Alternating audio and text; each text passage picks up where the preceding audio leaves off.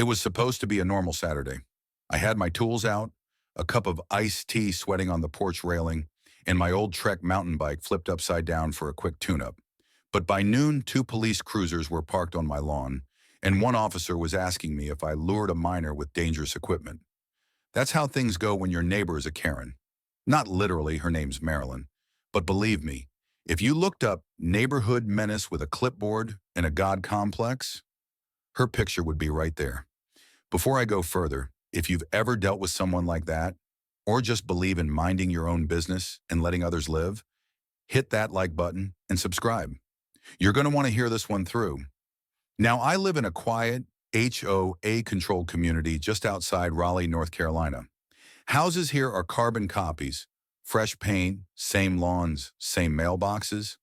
But Marilyn, she thinks she's the sheriff, mayor, and principal rolled into one. Blonde bob, tennis visor, 3 phones, and a notebook she carries like it's the Constitution. Her son Jordan is about 11, pale, wiry, too much sugar, and not enough supervision. You'd think he was raised in a TikTok comments section. That Saturday, I was outside adjusting the brake line on my bike. I'd bought it secondhand a year ago, and it had become kind of a weekend project. Across the street, Jordan was bouncing a basketball off his garage wall. No rhythm, just bang, bang, thump, like a slow drum of irritation. Marilyn was nowhere in sight. I noticed Jordan looking over. First curious, then fixated. He dropped the ball and walked to the curb, staring at my bike like it was the Holy Grail. "You ride that?" he asked.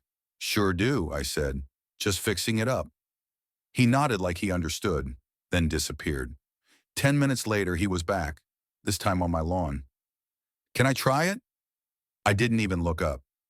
"Sorry, man, not safe. It's still being fixed." He lingered. "Please? My mom said I can." That was a lie.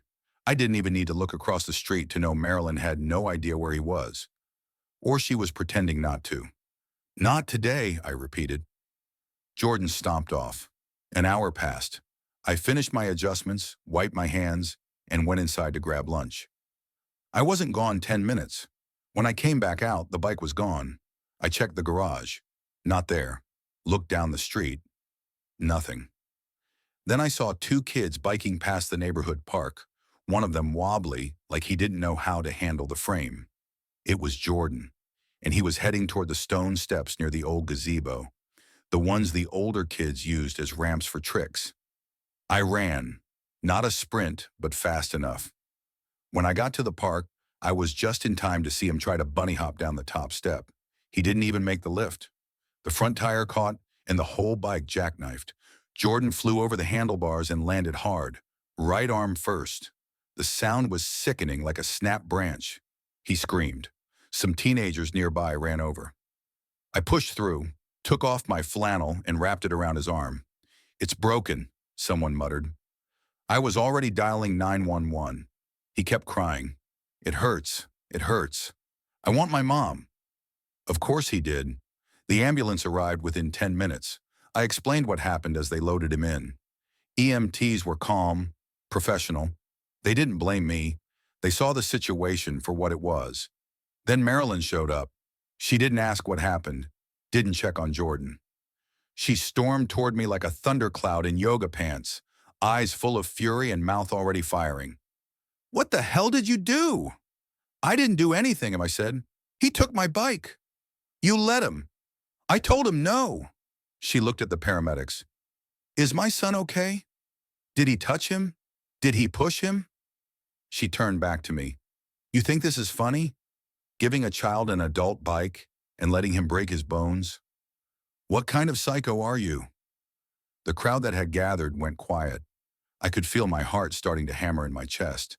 "Call the police," she barked at no one in particular. "This is endangerment, theft, assault." I couldn't help it. I laughed. "Your son stole my bike." "Oh, I'll make sure everyone knows exactly what happened. You're going to regret this," she hissed, and she meant it. The cops showed up 15 minutes later. 2 squad cars, lights spinning, no sirens. Marilyn met them at the curb like she'd been rehearsing for a courtroom drama. Her voice carried across the street. Words like, Dangerous individual, lured, unauthorized equipment. You'd think I handed her son a loaded weapon, not a 10-year-old bicycle with a squeaky chain. I stood on my porch, arms crossed, trying to stay calm. My bike was still at the park, bent out of shape, the handlebars twisted like a pretzel. Jordan was gone, already taken to the hospital, and now Marilyn was pointing directly at me, drawing the officers in like hounds on a scent trail. "You own the bicycle in question?" the taller officer asked. His name tag read Ramsey. "I do," I said. "Or I did before it got trashed." "And you knowingly allowed a child to ride it?" "No," I said. "Quite the opposite. I told him not to touch it. He took it while I was inside." Marilyn cut in. "He's lying. My son said he was invited to try it. That man gave him permission and then left him unsupervised with dangerous equipment." "Your son stole it," I repeated, this time looking at her. "I was gone 10 minutes. He walked into my yard, rolled it off, and tried to use it like a stunt bike." The shorter officer, Chen, flipped open a small notepad. "Do you have any witnesses?" "No one here," I said. "But I've got something better. My doorbell camera." That stopped them. "Can we see it?" "Sure. Come in." As I led them inside, I caught a glimpse of Marilyn's face. That smug certainty cracked, just for a second. But she followed, uninvited, like she owned the place. I pulled up the app on my phone and scrubbed back to the feed. There he was, Jordan, walking across the lawn, glancing back nervously, looking around before grabbing the handlebars. No hesitation, no invitation. He even stumbled trying to mount the frame. Timestamp clear, my porch light blinking in the background. "Would you look at that?" Ramsey muttered. Chen nodded. "That's pretty definitive." But Marilyn wasn't done. "You don't understand," she snapped. "He's just a child. That footage proves nothing about intention. That bike shouldn't have been left unattended." "It was in my yard," I said, "behind my truck. I went inside to grab lunch." "And a responsible adult would have locked it up." Ramsey turned to her. "Ma'am, with all due respect, the footage shows your son entering private property and taking an item without permission. He's 11. That doesn't make it legal." For a moment, the only sound was the distant chirp of a sprinkler system. Marilyn's mouth opened and closed like a fish in disbelief. I scrolled forward on the feed, showing them the time-stamped footage of me returning, discovering the bike was missing, and then jogging down the street. It matched the timeline. I hadn't even seen her kid fall, just heard the impact and called for help. When we stepped back outside, some of the neighbors had gathered. Suburban curiosity on full display. Mrs. Keller from 3 houses down, Mark and Talia from the corner lot. Even Ron, who never left his garage unless there was free food. "What's going on?" someone whispered. "Kid stole a bike," Ron muttered. "Broke his arm. Marilyn's blaming the bike owner." "Of course she is." I heard that. So did Marilyn. "Do any of you understand how serious this is?" she said, her voice rising again. "He could have been paralyzed." Ramsey tried again. "Ma'am, we understand your concern, but based on what we've seen and the video evidence, there's no indication of wrongdoing by your neighbor." "So that's it? You're not going to arrest him?" Chen closed his notepad. "There's no crime here, ma'am. If anything, it appears your son was trespassing." "I pay my HOA dues," she screamed. "This entire community is my responsibility." No one responded. She looked around at the faces. Neighbors she'd reported for tall grass, barking dogs, unmowed strips near the sidewalk. They were all just watching now, not angry, just done. Ramsey gave me a nod. "Thank you for your cooperation, sir." "Am I free to get my bike back?" I asked. "Absolutely." As they turned to go, Marilyn made one last desperate plea. "This isn't over. I'll be contacting the HOA about this person and his behavior." "Please do," I said. "I'm sure they'd love to see the footage." She froze, and for the first time since I moved in, she didn't have a comeback. That evening, I sent the video footage to the HOA board in CCCD, Maryland, just to make it official. I wasn't looking for revenge. I wasn't even angry anymore. Just exhausted. People like her drain the oxygen out of a neighborhood, and I wasn't going to let her spin this into a self-serving crusade. By morning, the replies had started. First came a short acknowledgement from the HOA secretary. We have received your message and will be reviewing the video materials provided. Thank you then. Around 11 a.m., another email dropped in, this time from Dennis Wilcox, the HOA president. He'd always struck me as a decent guy, quiet and practical. The message was simple. Would you be available for a brief call this afternoon to discuss yesterday's incident? I replied yes. 30 minutes later, my phone buzzed. Hey, this is Dennis. I watched the footage. Yeah? Yeah, he sighed. It's pretty clear what happened. I've also spoken to a few neighbors. Seems like Marilyn's version of events didn't hold up long. Didn't think it would. You did the right thing. Thanks for not escalating. But I have to ask, do you feel safe? Has she threatened you since? No threats, I said. Just the usual entitlement. I don't expect that to change. There was a pause on the line. We're going to review her standing on the board, Dennis said. We've had, other complaints. This might be the last straw. I didn't ask what those complaints were. I could guess. Later that day, while I was in the garage trying to straighten out the bent handlebars, someone knocked. It was Mark from the corner house with his kid, Ellie. She was maybe 7, clutching a bike helmet and looking nervous. Hey, Mark said. Just wanted to check in. Heard about the drama. Wanted to say thanks. For what? For not blowing up. For keeping calm. I don't think I could have managed that. I shrugged. Not sure it helped. It did, he said. Ellie's been scared to ride past Marilyn's house.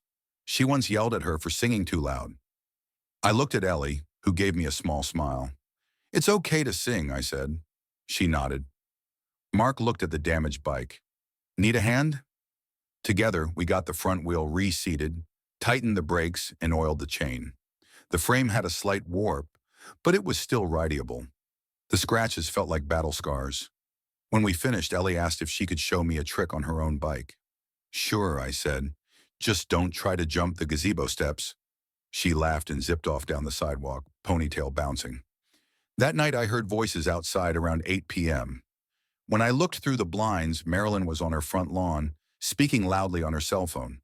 Her arms waved wildly, pacing back and forth in her slippers. Her porch light was off, something I'd never seen before. Then a new email arrived. Another from Dennis, shorter this time. Meeting set for Thursday, closed session. We'll keep you posted. Thursday came faster than expected. I didn't attend the meeting, but I didn't have to. The next morning, as I was dragging my trash bin to the curb, I saw Dennis crossing the street. He looked tired, but there was a glint of satisfaction in his eyes.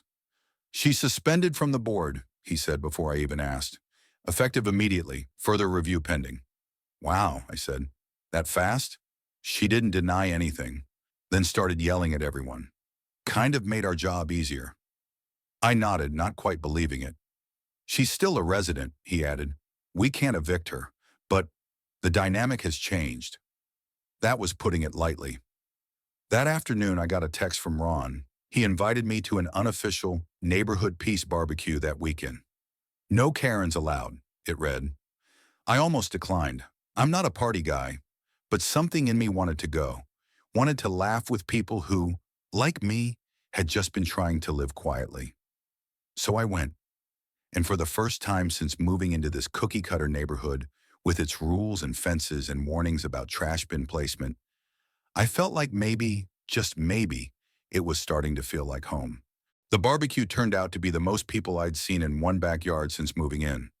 Mark and Talia had strung up string lights across the fence, and someone brought a Bluetooth speaker playing old-school R&B. There were coolers full of soda and a table sagging with potluck dishes, potato salad, deviled eggs, grilled corn wrapped in foil.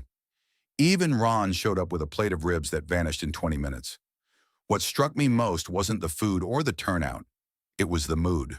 People were laughing, openly. Kids raced between lawn chairs, tossing footballs and chasing bubbles. For the first time, nobody was looking over their shoulder, waiting for a clipboard to appear or for some made-up violation to be barked across the street. You brought the neighborhood back to life, Talia said, handing me a drink.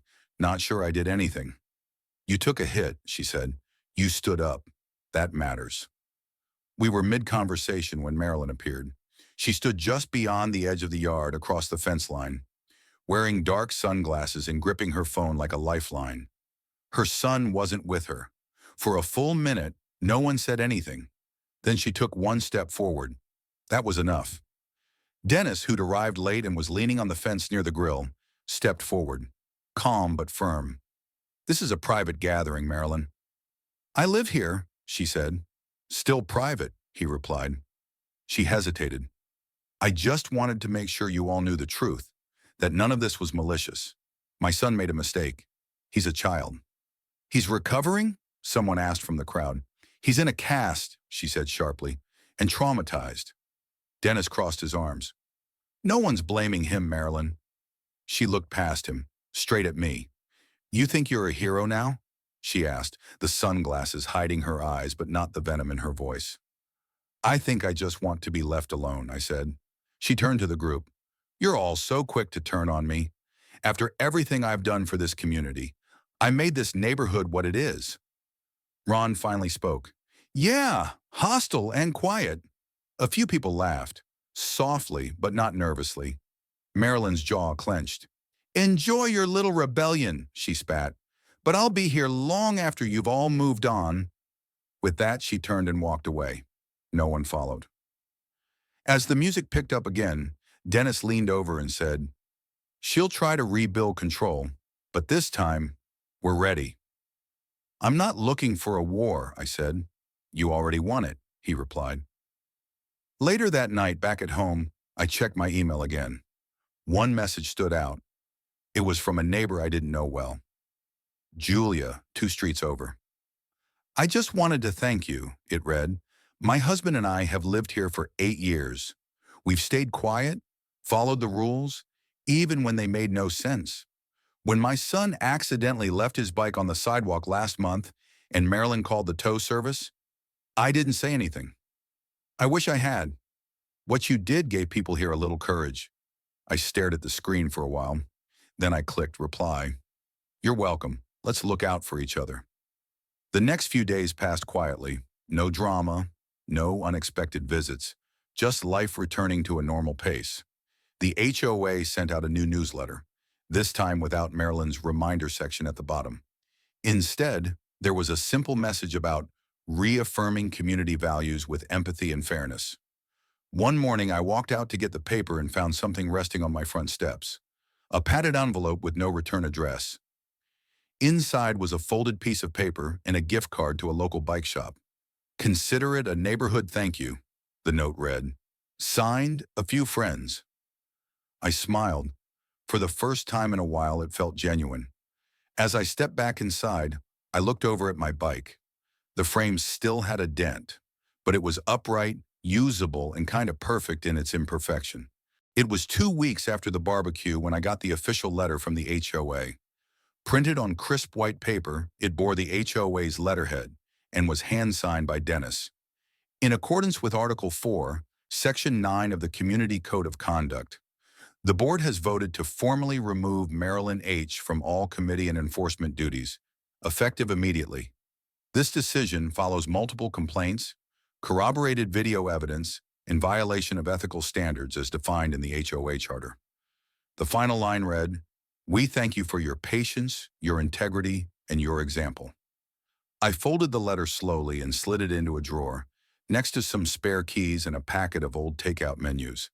That's where I keep the things I don't need often but want close, the drawer for quiet victories. The neighborhood didn't change overnight.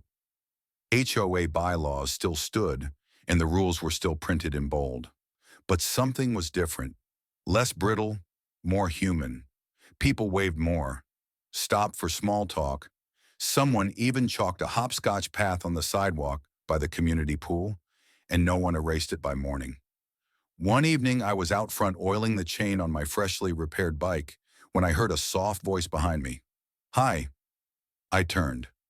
It was Jordan. His right arm was still in a cast, but the swelling had gone down, and his expression was smaller now, quieter. "Hey, man," I said. "You doing okay?" He shrugged. It was dumb. I didn't mean to break it. I know. He hesitated, then reached into his hoodie pocket and pulled out a crumpled envelope. Mom said not to give you this, but I wanted to. I took it.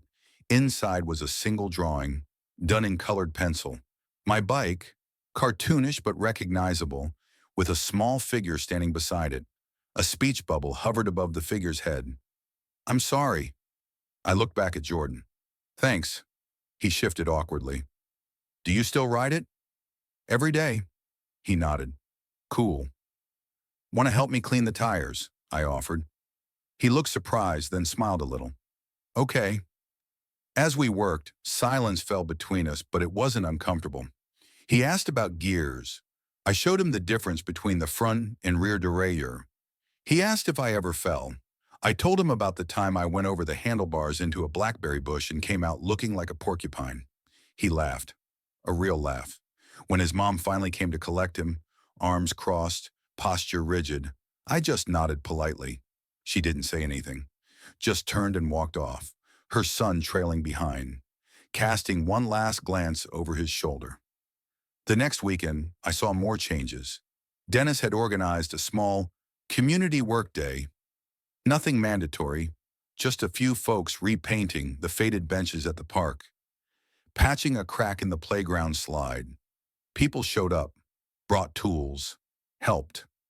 Not because they were told to, but because they wanted to.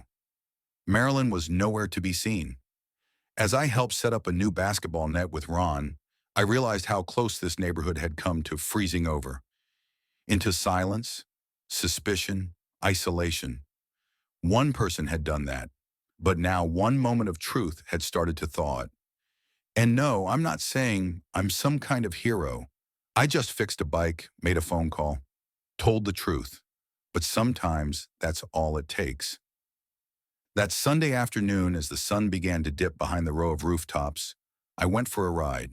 Nothing fancy, just a slow loop around the block, the tires whispering against the pavement. I passed the Keller house, where wind chimes tinkled softly. I waved to Talia watering her garden. I passed Marilyn's house, curtains drawn, windows shut tight, and didn't look back. When I returned home, I parked the bike next to the porch and locked it to the railing. Not because I thought it'd be stolen again, but because old habits die hard. I sat down, took a sip of tea and exhaled. No clipboard, no yelling, just quiet, just peace. For once, that was enough.